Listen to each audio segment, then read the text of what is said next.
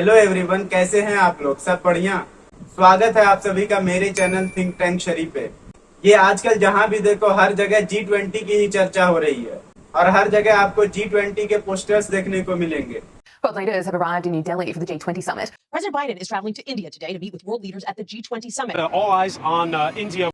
और G20 की presidency भी इस बार इंडिया के ही पास है। लेकिन आखिर G20 है क्या?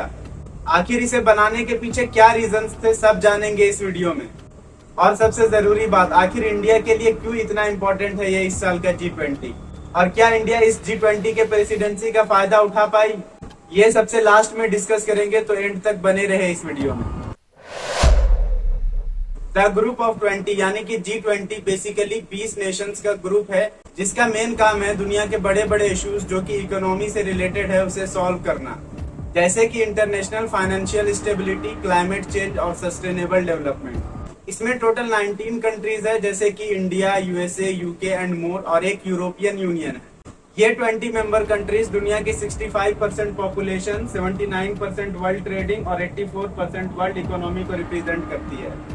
इसके साथ साथ 79% ग्लोबल कार्बन एमिशन के लिए भी यही कंट्रीज जिम्मेदार है।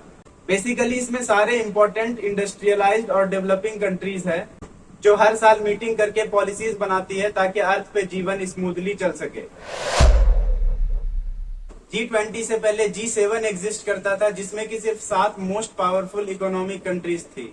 साल 1994 में मेक्सिकन पेसो क्राइसिस और साल 1999 में एशियन फाइनेंशियल क्राइसिस के बाद कनाडा के तब के फाइनेंस मिनिस्टर पॉल मार्टिन ने कहा कि हमें इसमें और भी कंट्रीज को ऐड करना चाहिए, जैसे कि इंडिया और चाइना, क्योंकि सिर्फ 7 कंट्रीज ही मिलकर पूरी दुनिया के लिए डिसीजंस और पॉलिसीज नहीं बना सकती। अंदर की बात बताए तो उस समय के यूएस के प्रेसिडेंट जॉर्ज डब्ल्यू बुश बाकी कंट्रीज को ज्वाइन करने के मूड में नहीं थे। फिर भी ये G20 फॉर्म होता है और साल 1998 से 2008 तक मीटिंग्स भी किए जाते हैं। फिर आता है 2008 का ग्लोबल फाइनेंशियल क्राइसिस और तब से ये ग्रुप और भी सिग्निफिकेंट बन गया। फाइनली 2009 में G20 को premier forum for international economic cooperation का दर्जा मिल गया।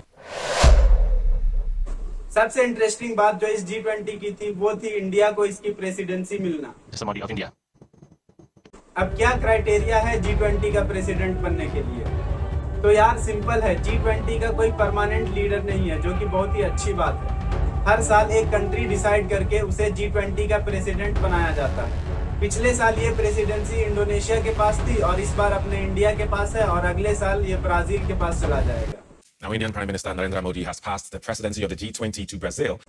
अगर तुम खुद इस देश के प्राइम मिनिस्टर होते तो भी इंडिया को G20 का प्रेसिडेंसी मिल सकता था। कोई बड़ी बात नहीं है G20 का प्रेसिडेंट बनना, लेकिन प्रेसिडेंट कंट्री जो है G20 का मेन एजेंडा डिसाइड करती है और होस्ट भी वही समिट करती है। और इंडिया ने सच में कमाल कर दिया इस बार। अतिथि देवो भव और वसुदेव कुटुंब जैसे वाक्यों पर एकदम खरी उतरी है। G20 के कारनामे, क्या G20 वाकई में कुछ करता भी है या इंडियन मीडिया सिर्फ इसका भाव बट्टा बढ़ा रही है? तो यार G20 से काम तो हुआ है, और ऐसा काम जिससे कि पूरी दुनिया पे इसका असर दिखता है। फॉर एग्जाम्पल 2008 में दुनिया में भयानक इकोनॉमिक रिसेशन यानी आर्थिक तंगी चल रहा था। 2008 was a tumultuous year for the economy. The housing market collapse created one financial crisis after another, and it often seemed as if the news could only get worse. Even बड़े बड़े देश जैसे कि यूएस, यूके, रशिया भी इस economic recession से सफर कर रही थी। तब उस आर्थिक तंगी से दुनिया को बाहर निकालने में G20 का बहुत बड़ा रोल था। G20 नेशंस ने मिलकर $4 ट्रिलियन खर्च किए थे इकोनॉमी को रिवाइव करने के लिए। इसके अलावा भी आपको कई एग्जांपल्स मिल जाएंगे, जैसे कि कोविड-19 के टाइम G20 कई कदम उठाती है इकोनॉमी और सप्लाई चेन को सपोर्ट करने के लिए। और साल 2020 में G20 नेशंस ने मिलकर 5 ट्रिलियन से भी ज्यादा पैसे डाले ग्लोबल इकोनॉमी में। और इस तरह से G20 ने दिखा दिया कि इंटरनेशनल कम्युनिटी एक साथ मिलकर काम कर सकती है दुनिया को बेटर प्लेस बनाने के लिए। तो अब आते हैं सबसे इंटरेस्टिंग और इम्पोर्टेंट टॉपिक पे, G20 से इंडिया का क्या फायदा? तो यार इंडिया के पर्सपेक्टिव से इम्पोर्टेंट तो था इस बार का G20, स्पेशली क्योंकि इंडिया के पास ही प्रेसिडेंसी था इस बार। अभी का टाइम बहुत ही मुश्किल वाला टाइम है पूरी दुनिया के लिए। आप सबको तो पता ही है कि रशिया और यूक्रेन का वॉर चल रहा है जिसका इम्पैक्ट पूरी दुनिया पे दिख रहा है। रूस के राष्ट्रपति व्लादिमीर पुतिन ने जब 24 फरवरी को यूक्रेन के खिलाफ युद्ध की घोषणा की थी तो दुनिया में किसी ने ये नहीं सोचा था कि ये लड़ाई 100 दिन का आंकड़ा छुएगी। दुनिया भर में क्रूड ऑयल का प्राइस इंक्रीज हो रहा है, हर जगह इंटरेस्ट रेट्स इंक्रीज हो रहा है और ओवरऑल ग्लोबल डिमांड में भी कमी आई है। अब ऐसे समय में G20 के प्रेसिडेंट होने के नाते इंडिया ऐसे डिसीजंस और पॉलिसीज बना सकती है जिससे कि पूरी दुनिया के साथ साथ सबसे ज्यादा फायदा इंडिया को पहुंचे। तो क्या इंडिया ने इस मौके का फायदा उठाया और क्या क्या मेन डिसीजन लिया इंडिया ने इस G20 में, चलिए जानते हैं। ग्लोबल साउथ इकोनॉमीज के लिए इस बार G20 में इंडिया ने इंडस्ट्रियल ग्रोथ पर बहुत ज्यादा फोकस किया है और साथ में खुद इंडिया को एक अट्रैक्टिव मैन्युफैक्चरिंग हब शो किया है ताकि बाहर से कंपनीज आके इंडिया में मैन्युफैक्चर करें। इंडिया की मैन्युफैक्चरिंग सेक्टर में $1 ट्रिलियन तक पहुंचने का क्षमता है, वो भी 2030 तक। इससे होगा क्या, इंडिया 4th लार्जेस्ट इकोनॉमी बन जाएगी। अभी 5th नंबर पे है इंडिया पूरी दुनिया में। लेकिन ये अचीव करने के लिए गवर्नमेंट को फिजिकल इंफ्रास्ट्रक्चर के साथ साथ ईज ऑफ बिजनेस को भी और प्रमोट करना पड़ेगा। इसके अलावा इस G20 प्रेसिडेंसी से उम्मीद है कि इंडिया को स्पेस एक्सप्लोरेशन में ग्लोबल इन्वेस्टमेंट मिलेगा। G20 के पूरे डिक्लेरेशन में रशिया को डायरेक्टली क्रिटिसाइज नहीं किया रशिया यूक्रेन वॉर के लिए। ये एक तरह से फेलियर था क्योंकि रशिया ने डायरेक्ट इन्वेजन करने की कोशिश की थी और इसके अगेंस्ट कुछ तो स्टेप्स लेना चाहिए था, but at the same time इससे इंडिया और रशिया का रिश्ता और मजबूत होगा जो कि इंडिया के लिए फायदेमंद होगा।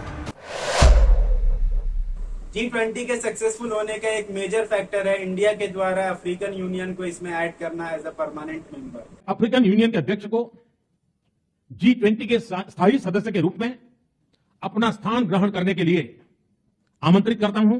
ये एक स्ट्रेटेजिक डिसीजन था इंडिया का और माना जा रहा है कि इससे इंडिया एक लीडर की तरह उभर के आएगी ग्लोबल साउथ के लिए।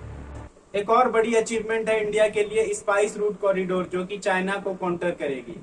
इंडिया, यूएसए और सऊदी अरेबिया मिलके एशिया और यूरोप को मिडिल ईस्ट के थ्रू कनेक्ट करेगी।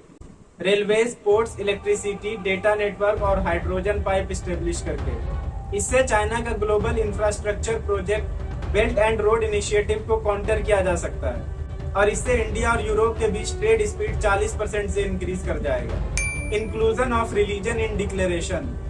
G20 के डिक्लेरेशन में एक पैराग्राफ था जिसे कुछ लोगों ने ही नोटिस किया होगा। It says to promote respect for religions, quite an irony.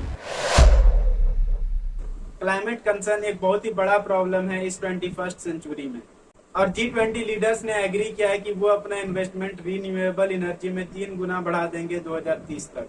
But कुछ क्लाइमेट और एनर्जी एक्सपर्ट्स का कहना है कि कंसर्न के हिसाब से स्ट्रॉन्ग डिसीजन नहीं लिया गया। क्लाइमेट प्रॉब्लम्स का मेजर रूट कॉज है global dependency on fossil fuel, जिसपे की कोई स्ट्रॉन्ग पॉलिसी नहीं बनाया गया। बस इतना ही इस वीडियो के लिए। आई होप कि मैंने सारे पॉइंट्स कवर किए हों और आपको ये वीडियो इन्फॉर्मेटिव लगा। Thanks for watching, bye bye.